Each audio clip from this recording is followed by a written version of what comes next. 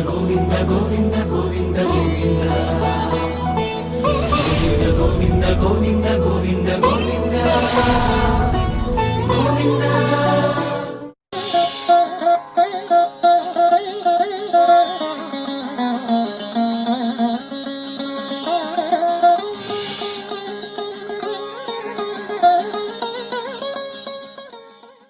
బ్రహ్మచారిగా భిక్షాటనకు బయలుదేరారు బాలశంకరులు. ఒక పేదరాలి ఇంటి ముంగిట నిలిచి భవతి భిక్షాం దేహి అని అర్థించారు. ఆ పేదరాలి ఎద కదలిపోయింది. ఆ బాల బ్రహ్మచారికి భిక్ష సమర్పించటానికి ఆమె ఇంట ఏమీ లేదు. ఇల్లంతా వెతికింది ఆ తల్లి. ఒకే ఒక్క ఉసిరికాయ దొరికింది. ఇంతకన్నా ఇంకేమీ ఇవ్వలేను నాయనా అంటూ ఆ ఉసిరికాయనే భిక్షగా సమర్పించింది ఆ పేదరాలు.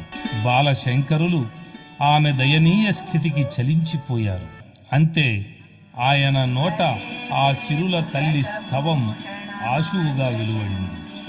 శ్రీ మహాలక్ష్మి వైభవమంతా ఆ స్తోత్రములో ఏకవృష్టిగా కురిసిపోయింది.